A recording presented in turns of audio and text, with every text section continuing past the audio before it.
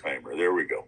Right. Today we're reading out of As Bill Sees It, the references to Oldtimers, starting on page 138. The founders of many groups ultimately divide into two classes known in AA slang as elder statesmen and bleeding deacons. The elder statesman sees the wisdom of the group's decision to run itself and holds no resentment over his reduced status. His judgment, fortified by considerable experience, is sound. He is willing to sit quietly on the sidelines, patiently awaiting developments. The bleeding deacon is just as surely convinced that the group cannot get along without him. He continually convies for re-election to office and continues to be consumed with self-pity. Nearly every old-timer in our society has gone through this process in some degree. Happily, most of them survive and live to become elder statesmen. They become the real and permanent leadership of AA. 169. Okay. 169, learning never ends. My experience as an old-timer has to some degree paralleled your own, and that of many others. We all find that the time comes when we are not allowed to manage and conduct the functional affairs of groups, areas, or in my case, AA as a whole. In the end, we can only be worth as much as our spiritual example is justified. To that extent, we become useful symbols, and that's about it.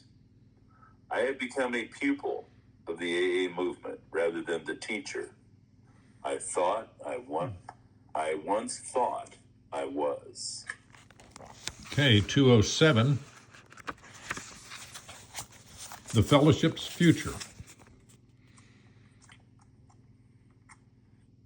It seems proved that AA can stand on its own feet anywhere and under any conditions.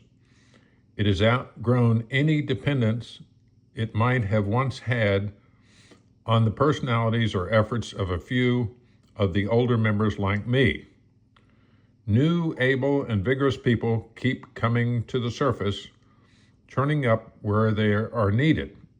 Besides, AA has reached enough spiritual maturity to know that its final dependence is upon God. Clearly, our first duty to AA's future is to maintain its full strength and what we now have. Only the most vigilant caretaking can assure this.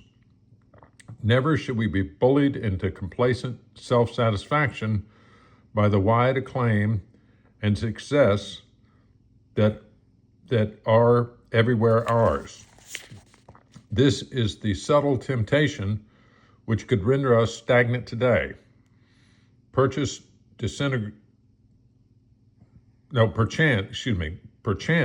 disintegrate us tomorrow. We have always rallied to meet and transcend failure and crisis. Problems have been our stimulants. How well, though, shall we be able to meet the problems of success? 244. 244, toward maturity.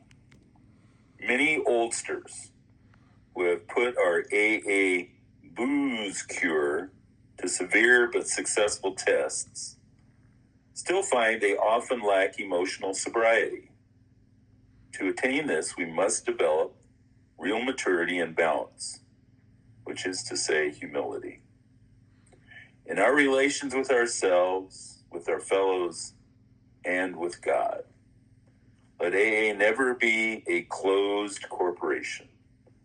Let us never deny our experience for what it may be worth to the world around us. Let our individual members heed the call to every field of human endeavor. Let them carry the experience and spirit of AA into all these affairs for whatever good they may accomplish. For not only has God saved us from alcoholism, the world has received us back into its citizenship. 269. When infancy is over. You must remember that every AA group starts, as it should, through the efforts of a single man and his friends, a founder and his hierarchy. There is no other way. But when infancy is over, the original leaders always have to make way for that democracy which springs up through the grassroots and will eventually sweep aside the self-chosen leadership of the past. Letter to Dr. Bob. Everywhere the AA groups have taken their service affairs into their own hands. Local founders and their friends are now on the sidelines. Why so many people forget that when thinking of the future of our world services, I shall never understand. The groups will eventually take over, and maybe they will squander our inheritance when they get it. It is probable, however, that they won't. Anyway, we really have grown up. AA is theirs. Let's give it to them. And our final reading on 307, Circle and Triangle. Page 307, Circle and Triangle.